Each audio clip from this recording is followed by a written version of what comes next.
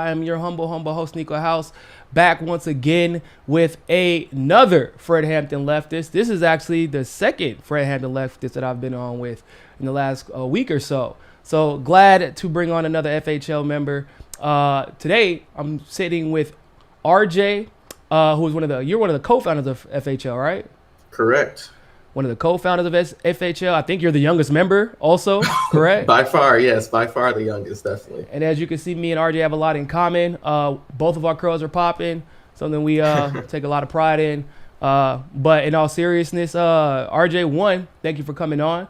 And two, thank you for doing all the work that is goes into building independent network, especially when represented by Black people. Because I personally, obviously, I know what it takes to go into that. But also, like I said, I know at your age, that's a lot of coordination, a lot of dedication, with of course, what could be perceived as a lot of backlash. And yet you still decide to take to bring on that undertaking. So thank you, man. So go ahead and let everybody know a little bit about what FHL is and why you decided to start it. Okay, so in the media space right now, it's very difficult to really get messages from Black people. And a lot of Black people, especially independent media, their voices aren't necessarily heard. So the original inception of FHL is we get as many as Black women, Black men together to talk about Black issues in a way that's not necessarily seen. Because a lot of times when you see other independent media sources, Black issues are being talked about, but not exactly with Black people there. And so we want to give the Black perspective. Not exactly with the Black people there is a very charitable... we get kicked out the motherfucking space is what he's trying to tell y'all. We don't even know this shit's happening until we see it on Twitter somewhere. That's what he's trying to tell y'all. But go ahead, RJ. Yeah, I'm a little nice. So people know I'm a little nice.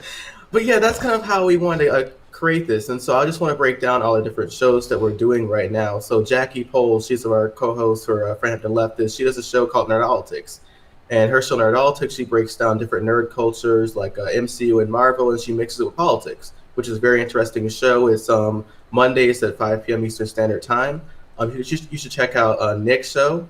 His show is on Tuesday. Right now he's doing Black liberation politics, bringing on Black women, Black men to talk about Black issues. He's out on Kamali Rose from Radical Democracy. He's out on multiple different other guests as well. That's on Tuesday. Wednesday is CJ's show. His show is called Straight Outta Politics, talks about class and racial issues. On Thursdays, our main show. We all get together. It's our Leftist Roundtable. You see all of our hosts there. We talk about many different issues that happen during the week, what's going on in Congress, what's going on the grounds, what people are doing organizing. Rome's doing a lot of work. And there's Friday is my show called Revolutionary Jargon. It's at 6 p.m. Eastern Standard Time, whether it's pre-recorded or whether it's live. I have about 17 episodes right now. My most recent episode is coming out with Elias Cepeda. We'll be talking really about Biden's immigration plan and also the cultural differences transitioning from the Trump administration to the Biden administration, how that's being affected on the ground, and as well as what's happening with those really in the global South coming towards the United States. And on the Saturday show is Rome's Day. It's a pretty chill session. You can ask him questions. He's very open and it's always a chill session with Rome. It's always a chill session. Yeah. It's a lot of fun though. It's a lot of fun. We talk about a lot of stuff. I learn a lot too because he has such experience working on the ground with people, especially in Michigan because we're both from Michigan.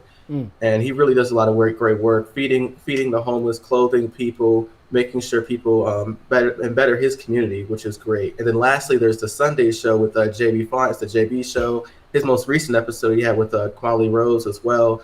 Very great discussion. You should check that out. And so what we're all about is FHL. We're really trying to grow the bench and have more of a rainbow coalition. That's why we've also added more Black women like Sabi Sabs from the Sabi Sabs show. She does great work as well. She's in the comment section right now. Actually, she just shouted you out. Oh, thank you. She's lovely. I love her as well. She's my sister. We also added Meg. She's going to be creating a new podcast called the Killjoy Meg Guide. It should be out pretty soon, but she's going to be talking about politics in terms of a feminist perspective, not the ones you see all the time, but true feminism as well, which is great. Then we also have Carrie. She's also an on-the-ground investigative journalist. She's a part of FHL as well. You should check out her show called Hair of the Dog, which is very great. So that's all that we're doing right now. And we're growing, we're still learning, and if there's topics you want us to discuss and talk about it, give us topic requests. I've taken up many on my show. That's how you guys help educate me about certain stuff that I don't really see. So it's all about learning, it's all about growing, and really talking about the issues, and not only mainstream media doesn't talk about, but a lot of independent media doesn't even want to touch because it doesn't benefit them. So it's that's kind of what we're interesting all that about. you specifically say topics that the mainstream media doesn't even want to touch. And I've been one of the people who felt that if another network like FHL came into the fold a lot earlier, then a lot of this stuff would have been prevented. A lot of where we're at, right, could have ended up being prevented, or at least we'd be in a position where we're better able to combat it. And what I mean by that is, although a lot of people from FHL kind of came by way of the Bernie movement, a lot of you have also been the most outspoken in criticizing Bernie or the squad or progressives who claim to be allies of specifically black people or people of color, because it seems like they're only allies with us when it's time to get a vote rather than being an ally through and through. And I feel like FHL, a lot of y'all's goal seems to be similar to MCSC, which is you're going to tell the truth and you especially hold accountable those who claim to be allies. Am I right along the, or at least along the right lines there? Yeah, you're absolutely right. So do you feel that FHL specifically has a unique role that could have potentially changed the course that we ended up on if the black voices who have been afflicted by many of the issues that these progressives supposedly fight for were actually in the middle of the conversations? Yeah, I agree 100% about that. I mean, I feel like if FHO we were created really months or even a couple years earlier, it would have definitely had a greater impact. I mean, I know a lot more now in 2021 than I did in 2020 and as well as 2019. I mean, just to briefly talk about my political background, I used to be a conservative, Democratic. What? That's what my household was. Bro, I would have never guessed. Hold up, black conservative or actual conservative? That's not necessarily the same thing.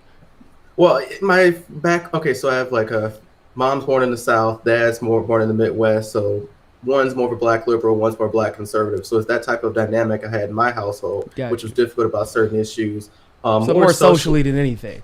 Yeah, socially moderate, more conservative on certain issues. So that was a very hard dynamic to unpack. And so that's when I really started transitioning to really politics and changing my mindset at the end of 2016. That's why I couldn't vote then, so I couldn't vote for Bernie.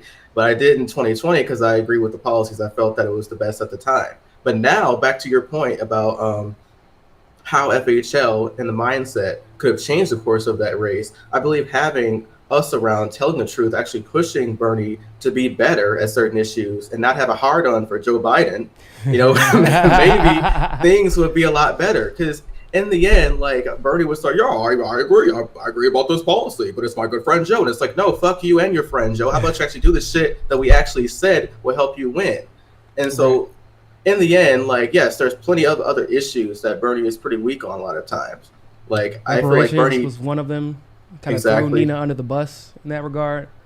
Yeah, I mean, it's just ridiculous about that, especially in terms of immigration as well with Bernie.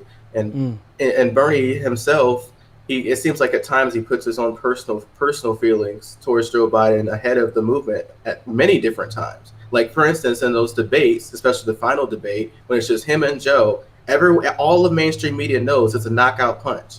If you win the debate, you basically win the primary. They would have forced Joe Biden out of the primary, damn near. Exactly. And so what does Bernie do? The day before the debate, he says, hey, my good friend Joe, how are you doing this about healthcare? Hey, Joe, he just tells the entire policy and plan he's going to hit Joe out before the debate. And so, of course, Joe Biden's surrogates and his advisors are taking notes. And then Joe Biden gets to the debate, shoots himself up with some juice. And then now he's clearly was on something.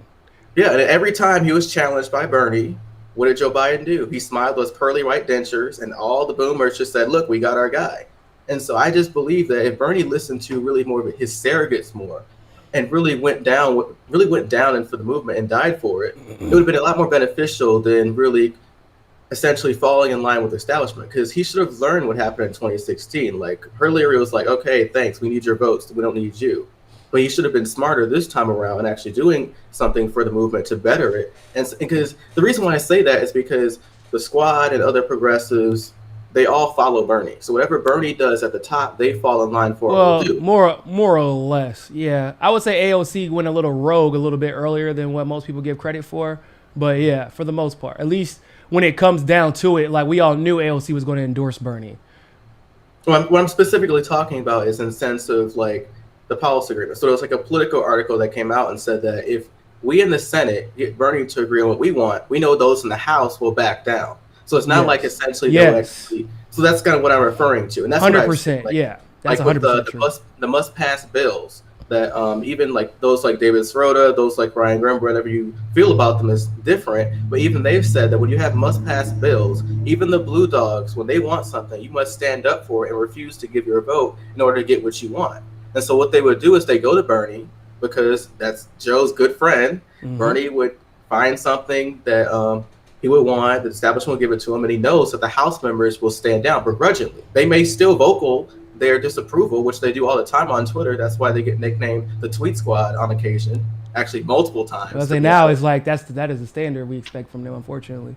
Yeah, so I think that's really unfortunate. So I a lot of times, I have this personal affiliation for Bernie because for many people, he's really the ones who helped to radicalize them. But at the same time, we have to punch at him now to actually get him to move farther to the left than where he actually is, and actually do stuff for the movement. Yeah, and you hit the nail on the head, right? Actually do something for the movement, fight the fight that needs to be fight rather than the fight that's convenient for you to fight.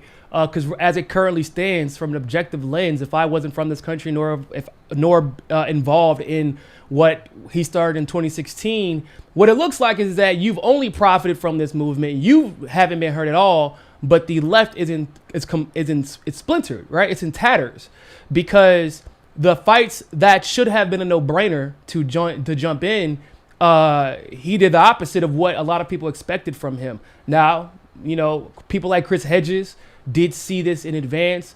But the problem was that those who kind of echoed the sentiments of Chris Hedges whenever, for example, myself, I was even a little bit more judicious and nice. I was really, really charitable to how I was criticizing Bernie during the election, more than what some people felt like he deserved. And like anybody who was like a person of color or a black person or even Jimmy Dore, where I feel like there was like almost like an elitist type of disdain against him, we would be immediately shut down and called grifters, despite the fact that we were all hurt because we wouldn't just uncritically uplift Bernie to the degree that you saw a lot of other people doing. We wouldn't pretend like he was uniquely better than other leftists whenever our criticisms of him mimic the criticisms oftentimes of the other leftists. And I think that when you have one black person saying something, it's very easy to ignore that person. When you have Nina as the only person advocating for reparations on the campaign, it was very easy for him to just kind of push that off and ignore it. When you have Bree, as far as being on the press side, as the only person who can argue Bernie's policies and also tell the truth about the campaign whenever it's necessary, it's very easy to ignore that. But when you have an entire network like you all have right now, which is a coalition of black people who did support you, but feel like you haven't gone far enough, I feel like that's a little bit harder to ignore, which is why I feel like y'all could have played a pivotal role of changing the course of history had y'all come together a little bit sooner, which isn't your fault, but I'm just saying that's why I feel like it's important for people to join and listen to y'all and what you have to say now. Thank you. I very much appreciate that. And I want to add to your point about what you said about Nina and Bree. People don't realize that when Nina is very great when she goes out for many of the rallies, talking with different people around the country. Bree Joy is very good with the press. Like she was with the Hills. She could fight anyone. She's very intelligent lawyer. She could do all this type of stuff. And in many ways, I feel like Bree and Nina explain Bernie's own policies better than Bernie himself, 100%. Especially because when Bernie goes on mainstream media, he repeats the skin deep level analysis. Bro, it's like he goes to Twitter, right? It's like his comms director goes to Twitter like, hey, just read off these tweet points.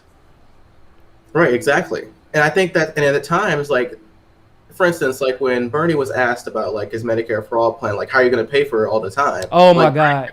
Like Bernie literally said, hey, basically my plan is cheaper than existing healthcare plans. So what's the problem? But he doesn't do that. You know what's worse about that, RJ? The plan, the plan to pay for it was on the Sanders Institute's website. It was on it, literally on his own website, his policy website. It didn't make any sense that it's like, well, it confirmed something that I had thought a while ago, which is that Bernie doesn't read legislation or his policies. Nobody would admit that, but I'm like, I've been in politics long enough to know what it sounds like when you read legislation. I know because like Tulsi is, working alongside Tulsi at the same time. I'm like, why is Bernie saying this about his healthcare plan? And that's not what's in his healthcare plan. and people would attack me, and I'm like, no, it's right here. I'm like, literally, it's in writing on his own bill that this is the case, and he's saying the opposite. And whenever Bernie would get called out, remember, because he said, for one example is what? Oh, we're never going to have private health insurance. It's completely eliminated. And then it turned out he only meant, I meant for-profit private health insurance with duplicative coverage. It's like, bro, that's a hell of a caveat, don't you think? It's a hell of a caveat. Yeah. And what it sounds like is he didn't know. So he had to make adjustments. And if that's your bread and butter, right? Healthcare has always been Bernie's bread and butter. And you don't know that. Now that kind of shook my faith in his ability to understand any of his policies or argue them effectively. And you're right. It seemed like most often Bree or Nina, or to be once again, to be 100% honest, the people who weren't getting the spotlight, they were better at arguing his points than he was. I agree 100% on that. I mean, Bernie himself has had the reputation since he's been in the Senate and even in the House as the amendment king. So essentially a lot of times if there's like a pretty shitty bill or whatever, he'll add some amendments to make it seem a little bit less shitty, and he gets a lot of praise for it. But I think what you're saying too about these large pieces of legislation that, at times makes Bernie a little skeptical because he says one thing and then he adds a caveat at the other. It's like this very same thing with all the other politicians when it came to the COVID relief bill. It's like 1,000 pages. Like you're telling me as a politician that it's an 1,000-page bill that you get 4 hours before the actual vote and you've read the entire thing and know about it. Of course not. That's the biggest issue. The 600-page bill that where the only member of the House, the only two members of the House did not vote on it was Tulsi and Thomas Massey. And they were the only ones who actually said, they couldn't read through all of it, but they were like, this is an appropriations bill for the military budget. This is not COVID relief. And instead, there was somehow a shift in focus to focus on Trump not supporting that bill, rather than the fact that we had leftists who claimed to be these policy wonks voting for a military appropriations budget that was supposed to be a COVID relief bill, not telling anybody that it was a military appropriations budget, and then, of course, voting on it without even reading it. Are you talking about the CARES Act, the HEROES Act, or the one before the election? I want to say it was the one right before. I think it was right before it almost was before election or after. I think it was after. I want to say it was right after the election, but right before the transition of power. Okay. So it was like a re-up of the well, no, I can't even call it that. It was literally a military appropriations bill that I only found out it was a military appropriations bill because Tulsi said something. Because I was like, don't fucking vote for this, and she didn't. She ultimately decided not to, and she made an announcement. But she came back the next day and informed a lot of her supporters, hey, just so you all know, they literally set this up so that Trump would, in advance, so that Trump would be forced to vote for that budget. That appropriations bill, because the country was shut down otherwise. And all of the leadership knew, which means Bernie knew too. Exactly. When I found that out, I was shocked. Now, let me give you my perspective on that, and everything you've said so far is absolutely correct. I believe it was 2 days before Trump initially cucked himself and signed the bill. Trump came out with this big speech, and it was showed on the Hill. He went down the list about how terrible this bill was. And if you're not a partisan hack, he's 100% right. Yeah. But the problem with Trump is he eventually cucked himself because the plan by the establishment worked. Hey, shove all this stuff in the bill, shove everything in it, and force Trump not to sign it. Because if he doesn't, then the whole country shuts down. Military doesn't get their money. Corporate lobbyists doesn't get their money. The cruise line industry doesn't get their money. So all these different industries that really all he had to say was send me a clean bill. That's all he had to say. Exactly. And I think what's frustrating too, which shows Trump's ineptitude in general too, is that how can you say you were for the 2K checks, but you can't force Mitch McConnell or some other Republicans that are in your party to actually get it done? So that's one issue. And we all know Nancy Pelosi too. She's corrupt as fuck, because even during the beginning of COVID and even towards the end before the election, she says, look, I'm not going to pass shit because I don't want to give Trump a victory. And even before then, she didn't sign the ones back in. Yeah, she specifically said, I'm not about to give him credit for that. She literally said that verbatim. Right, so people apparently can suffer, starve, and be homeless as long as a Democrat gets in office. That's, to me, is just fucking disgraceful. It's sociopathic, man. They're crazy. Yeah, so that entire scenario is what was really fucked up. I agree. Trump really screwed himself. And if you would have, and I agree. So what he could have done. So remember when he put out the the PSA. Oh, I'm trying to do 2,000 checks right now. Send me the bill, and I'm signing it right now. Now, if Mitch McConnell wouldn't have signed it after Nancy Pelosi sends him something, now you kind of have a different problem on your hand if you're Mitch McConnell. And I don't think that was a problem he wanted on his hands. And I think Trump knew that, right? I do think that Trump knew that. But so now it's like he felt like he has to kind of protect the Republicans because he's realizing, oh, shit, there are times where I'm actually left of them. Even if it is just to one up the Democrats, he accidentally falls left of the average Republican in Congress or the Senate. And he gets into this, shit, I don't want to be here all by myself. So I have to defend the Republicans or their stupidity. But it's what's fucked up about this shit. As much as Bernie hates Trump, bro, Bernie act a lot like Trump. He act a lot like Trump in the way he be giving it. Like, if you want to say Bernie is one of the most left of the establishment or most outside the establishment, even as being part of the establishment, then yeah, but I can make the same argument about Trump. And if you want to say that Bernie conveniently forgets how racist some of his colleagues are, I can make the same argument about Trump. Even some of the policies that Bernie has pushed in the past, I can make the same argument about Trump. But I do know that Trump did try to fire somebody. He fired somebody who kept trying to keep him in Afghanistan and brought in somebody who would get them out. Now, the entire establishment fought against him when he did that. They rusticated him. Yeah, they rusticated him every single time, right? But like, at the end of the day, what it ends up looking like, in my humble estimation, is that Bernie and Trump are not that far apart from each other. And it's sad, actually. In terms of like politics, in terms just of the way they go about their business. They'll say whatever they say, but remember, Trump was for universal health care. He even threatened the Republicans with it. But if he's not going to fight for it in the same way Bernie won't fight for it, then what the fuck is really the difference between the two? Yeah, so I guess what you're saying is that they both claim to be for populist policies, but when they're pushed by the establishment not to do it, they're more likely to go along with it. They're both willing to fold, absolutely. As Yeah, long so as their brand isn't damaged. Oh, in that sense, I agree with you 100%. You know, I feel like Bernie, there's two paths Bernie could have took. There's a path that's like, you know what, fuck it. I've waited my entire life to get this many people to surround me. I've been bullied by the establishment my entire career. I'm going to go down with the ship and see what happens. But the problem with Bernie and plenty other like progressives and leftists is they over-rationalize everything. You can't rationalize politics in an irrational political machine. Mm-hmm. Like, notice all these crazy right-wingers that are in politics now, like Marjorie Taylor Greene, Lauren Boebert, what's that one guy in the wheelchair? I forgot his name was. I think it's what Matthew.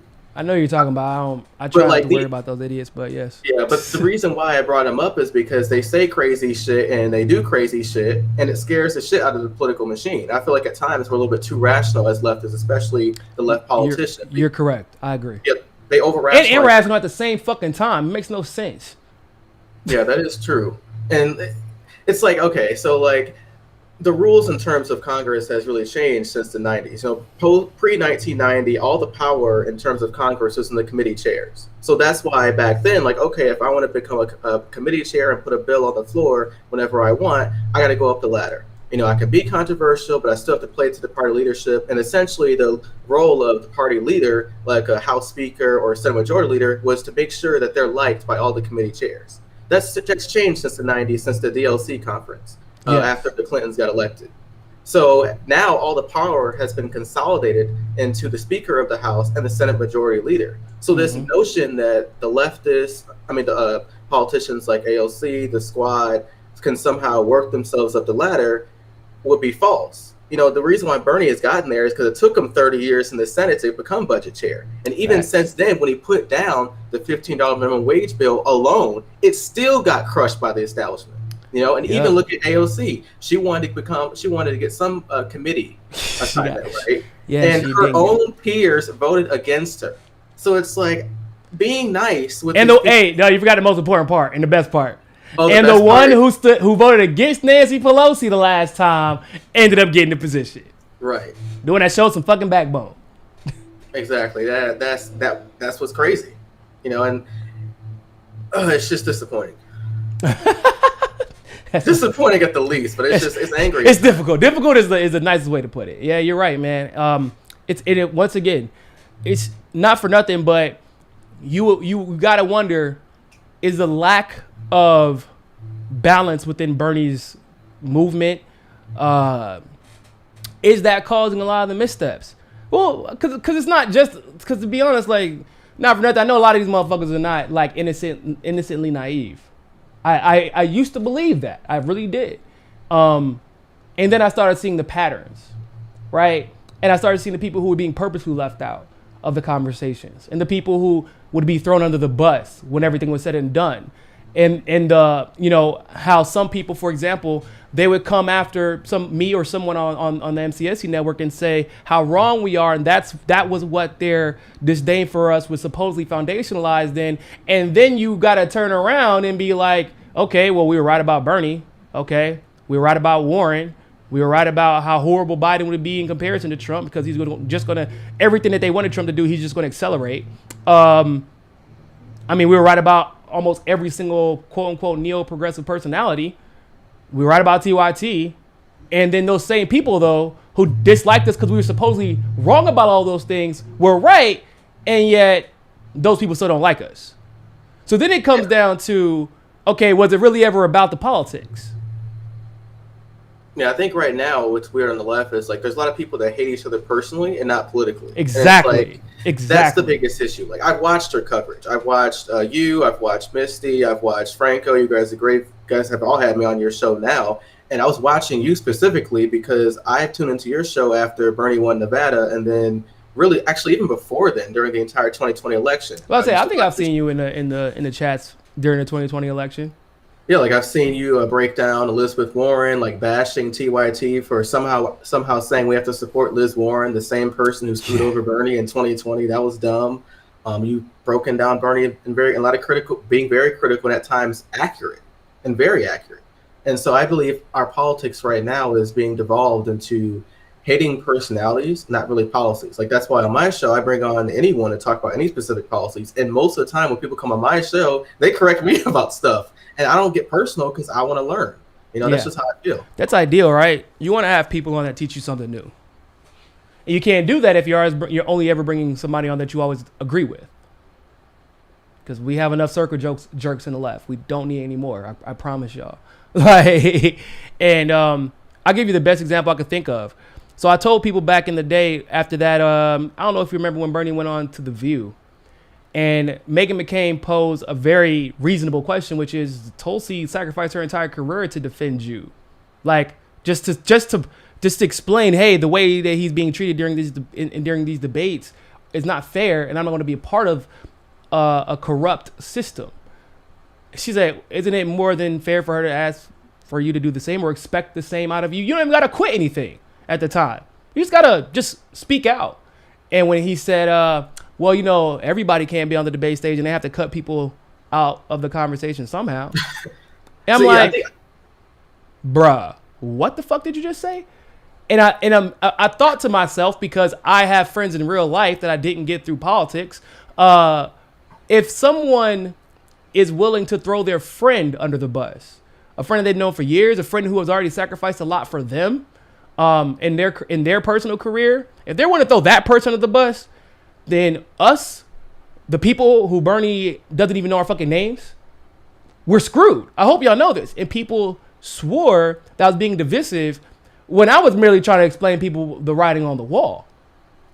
Because at the end of the day, and I wish I could remember who said this, and they said it on the show, but basically, it might have been Sky. Honestly, it honestly might have been Sky. I can't remember. But on Twitter. But she said if Bernie didn't have health care, or his family didn't have health care, would he have dropped out? And the answer is no. The answer is no. He wouldn't have. Because it's life or death at that point, right? And it's not saying that Bernie, like, you know how the right wing would be like, oh, Bernie's super rich. No. He's not, trust me, not even close to as rich as a lot of these senators. Not even close. But he did get the budget committee position that he wanted, that he ran for and got. Under Joe Biden, he's in a leadership position he would have never otherwise been in. All of a sudden, his image never takes any hits whatsoever. All of a sudden, his policies aren't bonkers anymore. It's just that it's going to take us a while to get to them. They're not crazy now. Before it was crazy. Now it's just going to take us a bit to get to them.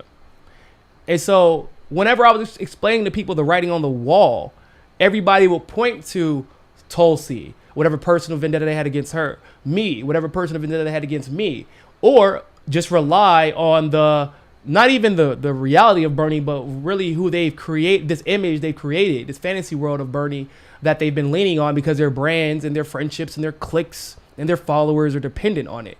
And you're right. When we got into the realm of we're ignoring the obvious problems and we're doing that in lieu of acknowledging policy or political problems, we were doomed to end up where we at right now. Yeah, I agree 100% with everything you said, and specifically with that Meghan McCain interview, which Bernie was on. It was very disheartening because the DNC changed the rules twice back in the 2020 election. They changed the rules onto the minimum requirement of individual donors who need it for your campaign to be on the debate stage. They changed it for Bloomberg. That's how Bloomberg got on. Yep. Then after Tulsi won one delegate, I believe, in what was that one? In Samoa, in American Samoa. In American Samoa. Then they changed the rules again, and then the DNC. They waited to figure out if she won before they changed the rules, by the way. Oh, really? Yeah, that's a fact. That is a fact. Because we were contacting because we were like, yo, she actually made the fucking debate stage. Holy shit. Nobody was expecting that to happen. Then she did it. And then immediately the DNC tweeted out something because everybody was celebrating and everybody in the media knew they were already talking about her being there and all the havoc she was going to wreak on Bernie and Biden. And they were like, nope, got to shut that shit down immediately. Yeah, that's what's crazy because then the DNC chairman at the time, Tom Perez, what a guy, he comes out and gives like a speech saying, well, see, you guys should know that we always incrementally increase the threshold every time after every debate. It's not going to be the same every time. And of course, that's a lie. That wasn't true. They literally did not do that. Right, they had 2 debates where the criteria was exactly the same. I think 3 actually. Yeah. Yeah, if I'm not mistaken, it was 3 debates where the criteria was all the same, and because Tulsi was the #1 most Google candidate all 3 times, and there was some drama that happened every single time. Because the first one in Miami, the second one was in, I want to say Michigan. Then she missed one and then got to the next one. So it was like they weren't consistent, and we don't even know. Like, so for example, in 2016, we were paying a lot of attention. Anybody know what the criteria were for the 2016 debates? Because when I tell you there was some fucking randos on that first one.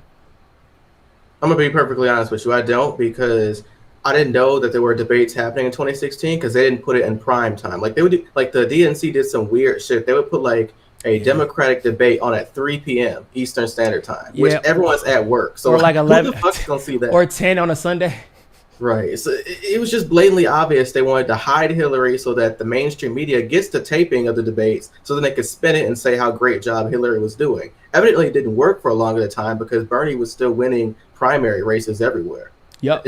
And the only reason why Hillary won a lot of those early primaries because of the super delegates. By the way, they were 50% stronger in 2016 than they were in 2020. So that's what helped Hillary get over the race in those states. That is true. That is true. That's a very true statement. And the reason that Bernie won in 2016, one of those states that a lot of people felt like he shouldn't have won, was because of his grassroots organizing and those people. Those and somehow in 2020 got away from that. But it goes back to what we were saying. Listen, I'm not the only one saying this shit. Y'all should see some of the shit Jamal Green, who was deep in his campaign the second go around, has said. Jamal does some fantastic work on the ground in Illinois and specifically in Chicago. He stood up to Rahm Emanuel in ways that everybody in Illinois has been terrified to do. And he came out and talked about the way that the black leadership was treated on Bernie's camp. And like, to be frank, how none of them were elevated to the degree that they should have been. Like, black men in Bernie's camp they never meshed well. His campaign and black men, for whatever reason, and we can speculate as to why that is, but what it looks like is this perception that they think black women will be more likely to go along and get along for various reasons.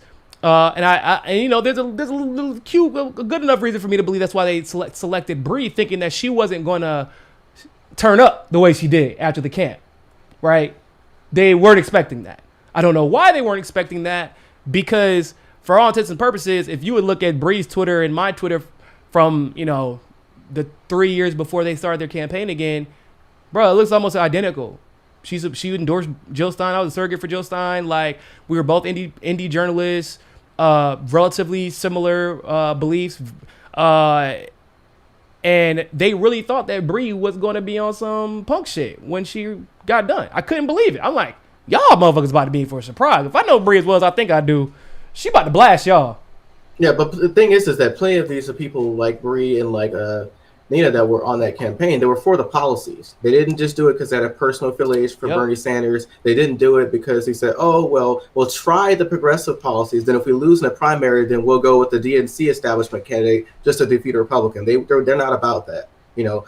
So that's why Bree Joy, she was, like you said, she stuck to her guns. She was a surrogate for Jill Stein. She was for these progressive policies, and she still is for them to get today, regardless of the personal affiliation that Bernie has with Biden right now, and it's very critical in to do so.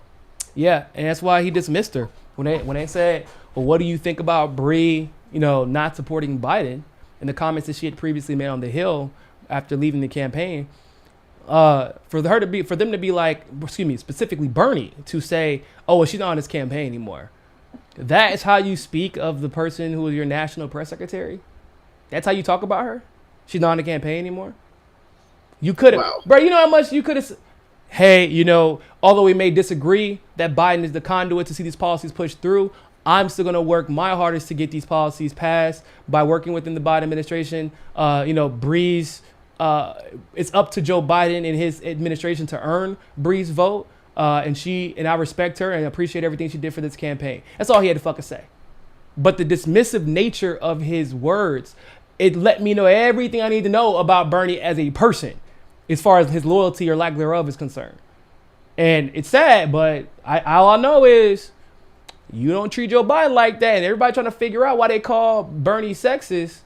It's like, yeah, well, no offense, but you begrudgingly supported Hillary Clinton. You made it known to everybody named Mama by the look on your face how much you were not happy about supporting Hillary Clinton.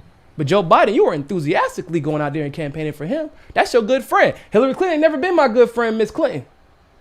Well, according to that report I said earlier, the report is that the Hillary Clinton camp apparently treated him disgustingly and not friendly, whether it's Joe Biden, who at the time of, even at the end of 2016 and even 2020, has always been the one in his ear treating him nice and saying nice things about him. So I'm not really sure about the sexism part, but that's just basically I'm just saying what it looks like on the outside. I don't know if the sexism part is true, but the perception, it looks pretty bad. Yeah. Because I'm sure that there were some people, because first of all, we know that Joe Biden's camp is largely made up of Hillary Clinton alum. So it's like so there's that, but also like I'm sure that some people treated you nice, but also I remember the shit that Biden was saying about you on the trail. So it's like, yeah, some people might have been nice to you behind closed doors, but fucking Steyer was nice to you behind closed doors. I know Tulsi was nice to you all the time. Warren treated you like shit, and yet you were still trying to ingratiate yourself in her campaign, thinking that she was, you know what I'm saying? Like, so that clearly wasn't the only reason you were supportive of Joe Biden in a way that seemed to differentiate how you were treating Hillary Clinton. And they're both like they're both horrible people. I don't say some people just make really, really, really bad decisions. No, Biden and Hillary Clinton are both horrible people, but one's your good friend and the other one you hate. So what's the difference? It's like you're okay with the racism, even the sexism that we've seen. You know, like Hillary Clinton doesn't even pay her own damn people at the Clinton Foundation equally, right? The horrible policies, the warmongering, the mafia mentality that we see behind closed doors that have been displayed by both of these candidates, and yet one's your good friend, the other one you hate. So what you're telling me is that had nothing to do with policy either. There you go. So what's left? They're both Democrats. Yeah, you're right. I can't argue with that. Yeah, it's frustrating, man. It really is, because if you to it, it's not even saying that he's doing it explicitly, right? I don't want to say that, but when you don't have people willing to acknowledge it, how's he ever going to change and fix that and address it?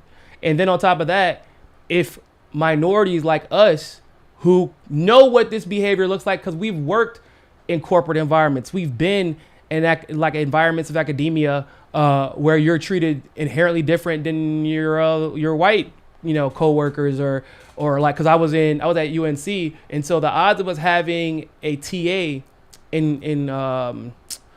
so I was a political science major, specifically comparative politics, so mostly international stuff. the odds that your TA wasn't white, it was like extremely low. And you get treated differently because of that. Because they know Steve, so we had great deflation at UNC, which means Mr. Steve or Bradley, he gonna fight for his little 93 so he can get his A. You know, Rakeem is just happy to be at UNC. So he gonna take his 90 and keep on stepping because he doesn't want any trouble. That's what we've been conditioned to do. Exactly, 100%. So not having representation and then going forward and just seeing the way that black people and minorities have been just shut down and pummeled the moment they criticize one of these white saviors. It's frustrating. It's frustrating because of what it means in the grand scheme of our politics. You keep ignoring the people being afflicted by this shit, you're going to keep getting afflicted your damn self eventually. Right. I mean, check it out. Like, this is how it relates to the BLM. This is a great segue to that, because look at Bernie Sanders. He went on CNN the other day, and he really threw Rashida Tlaib under the bus, who is also a progressive congressman, in terms of wanting to defund the police, and of course abolishing the police as well. And what does Bernie says? He says, no, I don't really believe that's the best path moving forward. And look at BLM this entire summer. Like, Joe Biden was very disrespectful to BLM, very disrespectful to Bernie, especially during those times as well. And it seems like at times Bernie wants us to, blindly support him. I feel like at times, yes, the policies are good enough for our support, and we've made that very clear. But in terms of actually standing up for us and having our back, when we get cultural attacks by liberals, by conservatives, and by the establishment, at times he tries to play the middleman, which at times pisses us off. Mm-hmm. So what are your thoughts on that? I mean, you're basically asking me to ignore the fact that Biden's a segregationist, right? You called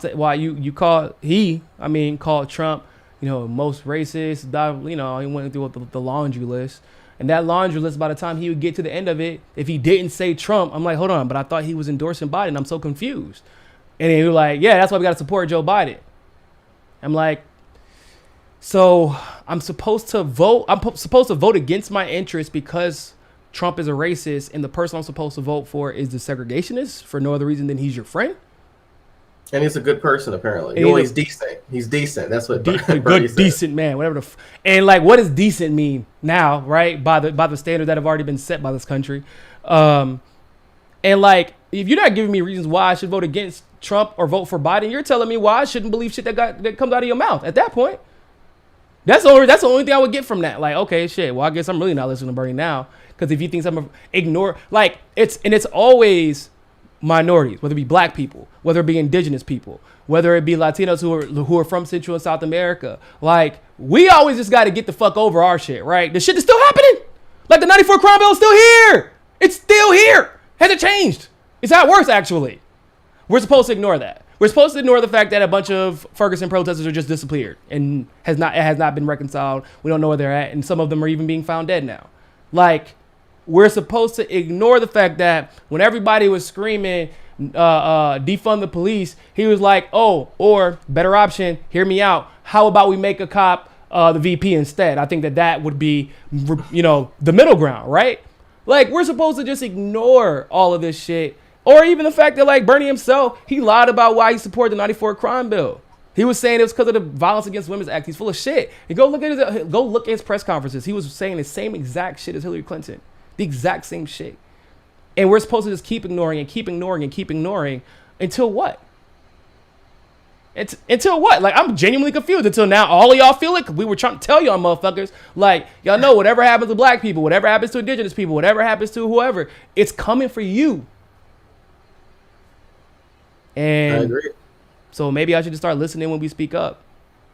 I think what you said earlier about, black people, it's been so ingrained in us to take what's given to us, keep your head down, don't make any complaints because you don't want any trouble. Like, that's what's been that way through black people in America for over at least 150 years. What's very surprising about this time period we're in right now, with a pandemic, with a recession, seeing the billionaire class double their net worth in like 2 years when it took them at times 40 years to make half of that. You see now, and like black people, like, I don't think the shade room is a good reference for this, but you see some people on other online websites who are pretty much lib or conservative at times, they are starting to recognize that, hey, I'm not just going to continue to work at this shitty job with shitty wages, with shitty benefits. I'm actually going to withhold my labor to actually seek more benefits and get higher pay, which I think is more promising. And I've covered that on my show because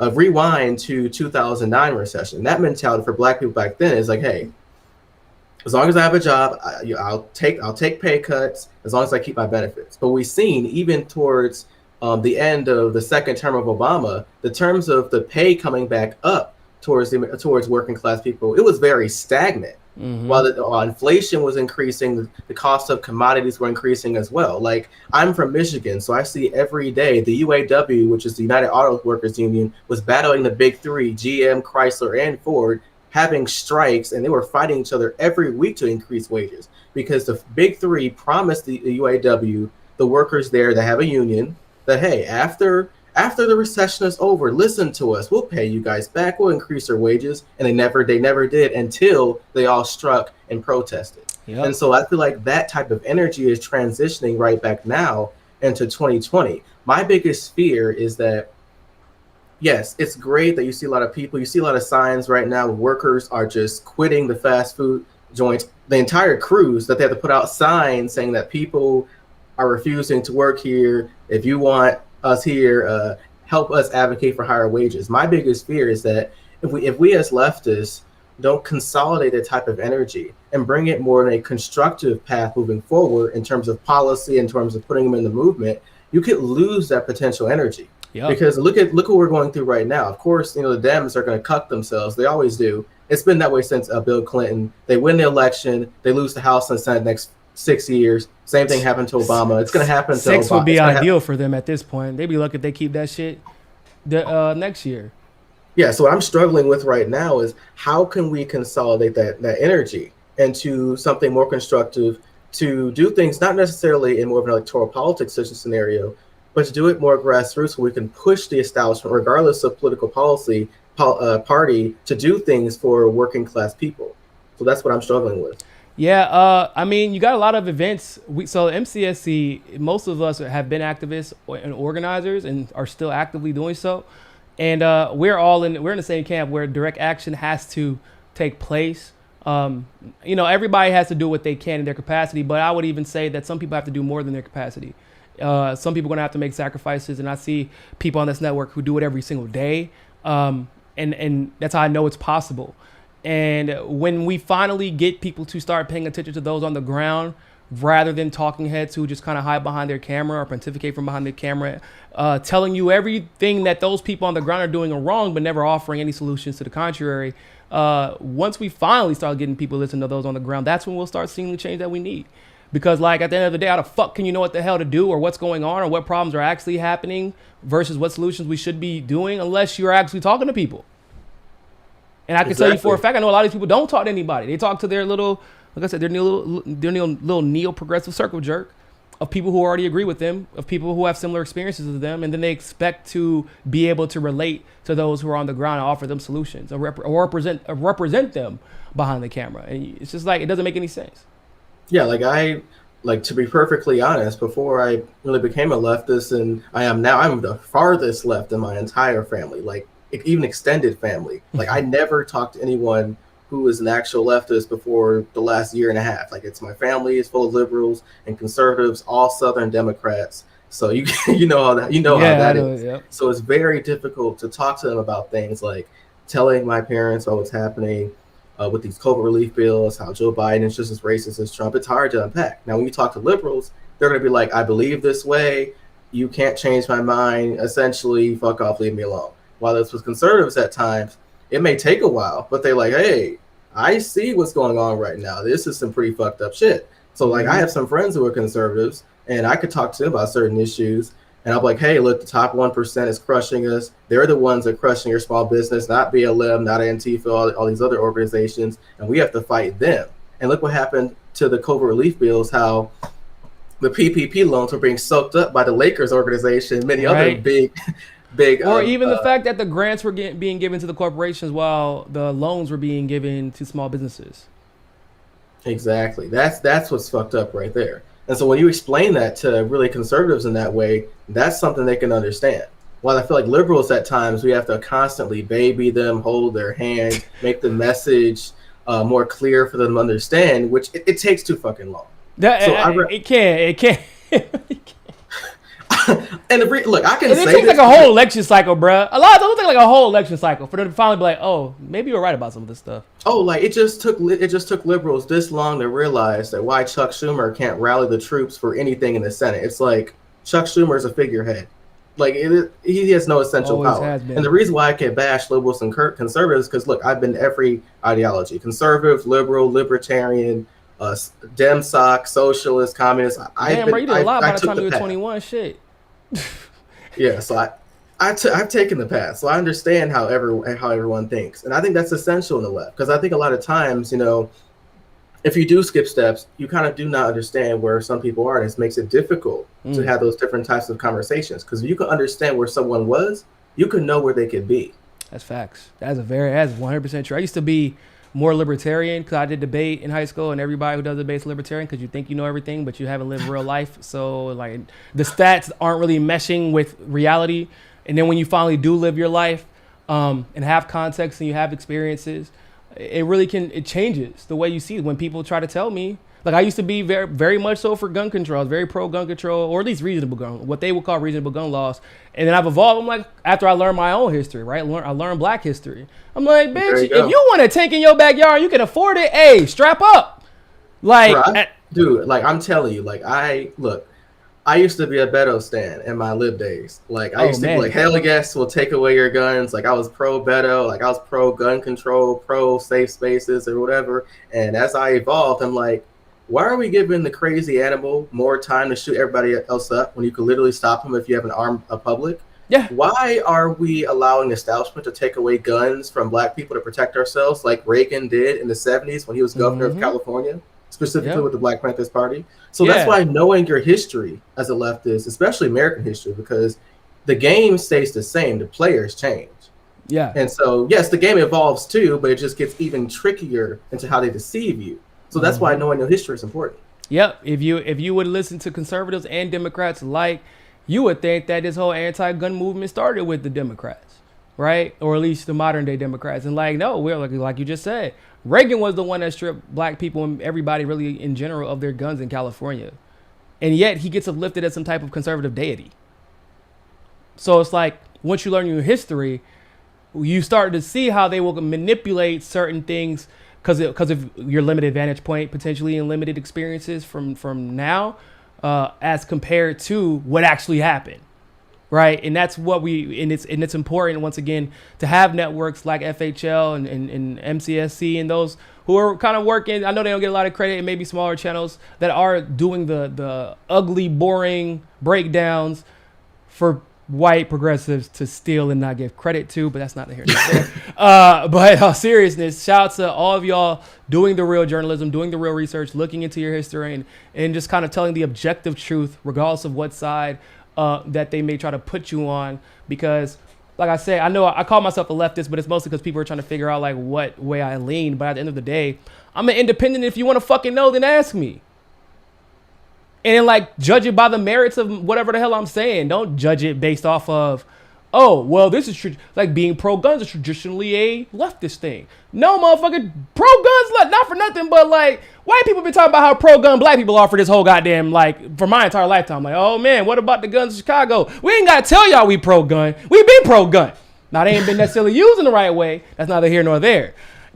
But trust me, black people have been pro-gun. Since when I was growing up in the South, like, everybody liked having guns, whether it be for protection or for fun. And my grandfather got guns. He has hunting rifles. He got everything. Don't you fuck with him. Oh yeah, you'd be anybody who was an adult in the 60s and the 70s. You'd be hard pressed to find a black man who didn't own a gun in the 60s or 70s. Like even for hunting reasons. A lot of times just to carry on them, especially in Illinois. Shit.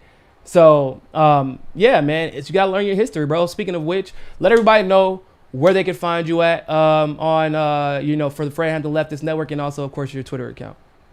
Okay, so my Twitter account is at Comrade Curls. So you guys, if If you see the curls, you know it's me. You can find us at Fred Hampton Left on Twitter. You can find us at Fred Hampton Leftist on Instagram. You can find us at Fred Hampton Leftist on Facebook. We are also on TikTok. You could really find our Patreon at Fred Hampton Leftist if you so graciously would like to donate to us to help us out. We appreciate that. And yeah, you should check out my show, Revolutionary Jargon, on Fridays at 6 p.m. Eastern Standard Time to 8 p.m. Eastern Standard Time. This week, I'll be having an episode with Elias Cepeda. We'll be talking really about Biden's immigration plan and the cultural shifts from the Trump administration to the Biden administration, as well as the different cultural background, talking about those differences as well. So that's basically what's up for us. Good stuff, man. And so so the link to the Fred Hampton's YouTube page is in the description, guys, for everybody who wants to follow them and subscribe on YouTube. I just shared his Twitter handle in the live chat. So make sure y'all go follow RJ and the Fred Hampton Leftists. Once again, thanks to you and your co-founders for creating a network that kind of is founded by and led by Black people, but also I feel like it's kind of like y'all like Black Panther and the Black conversation, which is like a lot of Black movies were Black movies because only Black people can understand them. Right? But Black Panther was a Black movie that everybody can understand. And that's important for people to understand what, the unique experiences of Black people. And so, and the unique lens that we see things through. So appreciate you guys. So go follow him. Go follow Fred Hampton Leftist. Don't forget to like this video, subscribe, and share. But more than anything else, people, always remember, find your balance. Peace.